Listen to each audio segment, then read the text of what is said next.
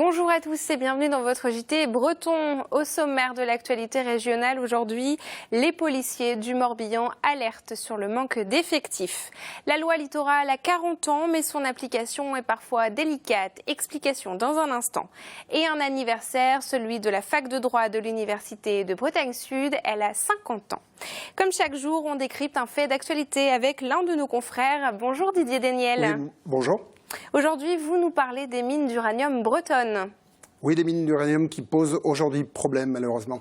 Eh bien, on parle de tout cela dans un instant, Didier. Bienvenue à tous dans cette édition du mardi 27 septembre 2016. 231 fonctionnaires de police à Lorient contre 269 en 2010. Une baisse des effectifs qui inquiète le syndicat de police UNSA. Les policiers ont déjà alerté leurs supérieurs sur cette situation, mais rien n'a été fait. Conséquence, selon eux, des patrouilles moins présentes sur Lorient, Hennebont, Lanester et Plomeur. Ce lundi, les syndicalistes ont alerté le maire de Lorient et le député. On écoute Philippe Cavanac, délégué UNSA Police. Les départs en retraite qui sont envisagés, à savoir 12 départs en retraite en 2016, qui vont accentuer également ce déficit de personnel. On a la crainte que dans l'avenir, il y ait une hiérarchie au niveau des interventions, effectivement, que certaines interventions ne soient pas effectuées au détriment d'autres, justement pour pallier au déficit de fonctionnaires. Donc il est urgent d'avoir des effectifs supplémentaires. Des mines d'uranium en Bretagne, on fait le point tout de suite avec le journaliste Didier Daniel. Alors Didier, expliquez-nous comment s'est déroulée l'exploitation des mines d'uranium en Bretagne. Oui, en fait, des années 50 jusqu'à la fin des années 80, une vingtaine de mines d'uranium ont été exploitées dans le Morbihan, principalement au sud de Pontivy, par la Cogema, l'ancienne Areva. À leur fermeture, elles ont été simplement comblées par les stériles de la roche d'extraction en fait, qui a pu se retrouver en contact avec l'uranium. Et la végétation a repris le dessus sans aucune information donnée au public. Le problème, c'est que des doses de radioactivité ont été décelées bien des années plus tard, des doses supérieures aux normes en vigueur. Alors, Areva, poussé par des associations et aussi les pouvoirs publics, a entrepris de traiter certains de ces sites qui posent problème, mais aussi les stériles utilisés par des populations dans des travaux de soubassement, de confection de talus, et des stériles qui ont été disséminés un petit peu partout et qui ont pu être repérés par des opérations effectuées avec des hélicoptères. Alors de quelle quantité parle-t-on aujourd'hui, Didier ? Oui, alors on parle de 10 000 mètres cubes de stériles à récupérer et à acheminer sur un même site. Il s'agit du site de Persken, c'est une ancienne mine d'uranium qui appartient toujours à Areva. Alors, où en est la situation aujourd'hui pour ces stériles ? Alors, le Conseil régional a émis le vœu que cette entreprise de dépollution soit achevée avant 2018, alors date à laquelle ces travaux pourraient incomber aux collectivités et non plus à Areva. Alors, en ce moment, on sait que le groupe nucléaire connaît de très sérieux problèmes financiers. Selon certaines sources, il chercherait à jouer la montre. Nous avons contacté ce groupe, il n'a pas souhaité nous répondre. Alors Didier, le maire du Persken est visiblement très inquiet de cette arrivée de stériles. Notre collègue Fanny Cocogny l'a rencontré. On écoute Michel Le Gallo. Il m'a été présenté en réunion à Vannes et donc j'ai trouvé ça très léger d'apprendre ça en réunion. Je pense qu'un projet comme ça se prépare avec la commune en amont. La population craint surtout un peu par rapport à la santé, si ces déchets peuvent être potentiellement radioactifs. Aussi la population par rapport à une dévalorisation de leur bien immobilier. Et donc c'est les principales préoccupations de la population. Merci beaucoup Didier, en tout cas pour toutes ces explications sur ce sujet. Votre enquête est à retrouver dans l'édition du Télégramme de ce mercredi. La faculté de droit de l'Université de Bretagne Sud fête ses 50 ans. En un demi-siècle, elle s'est transformée suite à de nombreux déménagements. À Vannes, la fac de droit était la première pierre de l'université créée en 1995. Retour sur cette histoire avec Fanny Cocogny.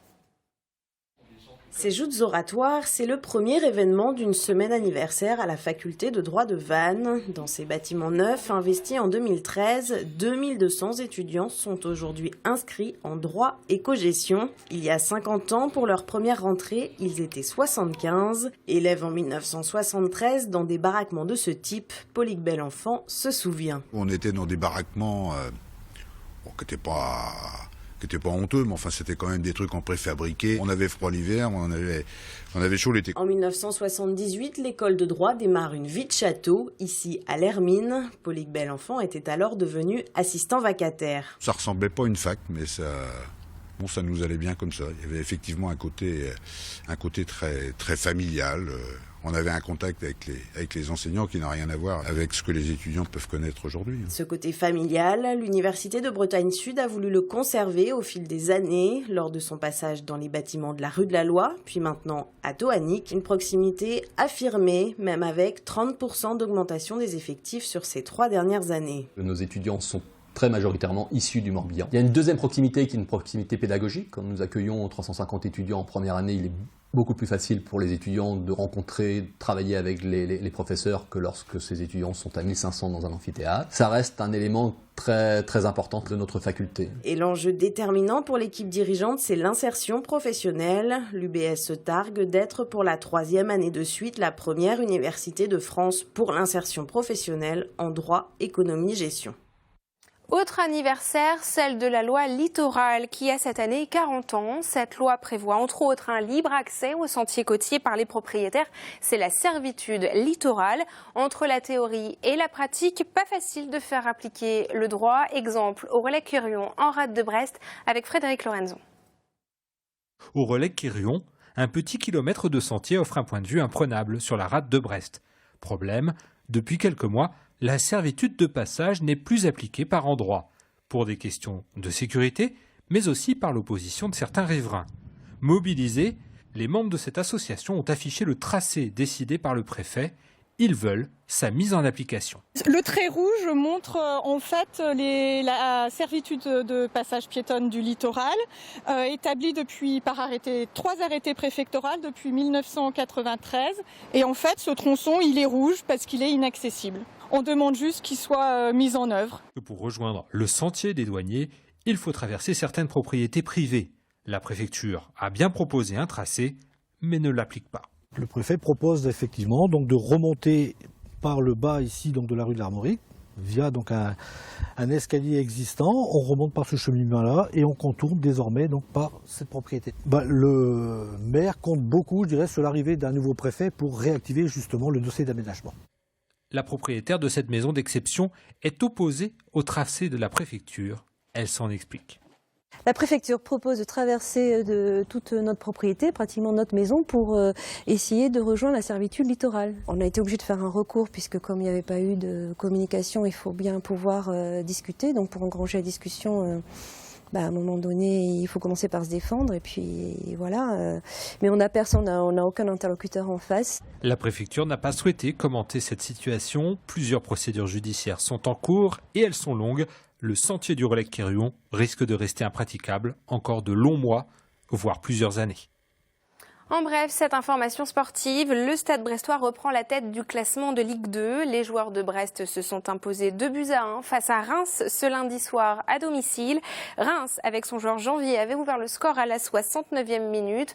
Sursaut brestois à la 79e minute avec un but de Batocchio et Mopé a enfoncé le clou avant le coup de sifflet final à la 89e minute. Qu'y a-t-il dans le reste de l'actualité? Réponse avec le Tour de Bretagne en 60 secondes, préparé par Benjamin Bréant du Télégramme. Du nouveau à Tréguennec, en baie d'Audierne, la communauté de communes du Pays Bigoudin Sud entend se saisir du dossier du site du concasseur de galets, qui date de la Seconde Guerre mondiale. Objectif, pouvoir à terme l'ouvrir au public via un cheminement clair et une signalétique adaptée. Une idée en béton.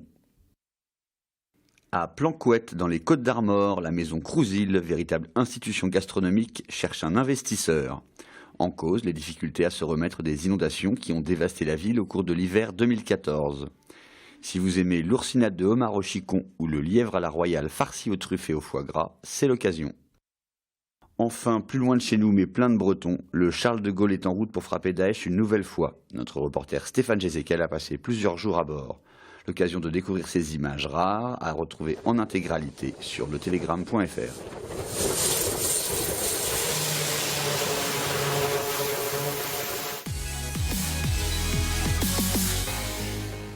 C'est la fin de cette édition. Merci à tous de nous avoir suivis. Vous retrouvez évidemment ce JT sur les sites de TBO, TB Sud et du Télégramme. On se retrouve demain. Bonne soirée sur TBO et TB Sud.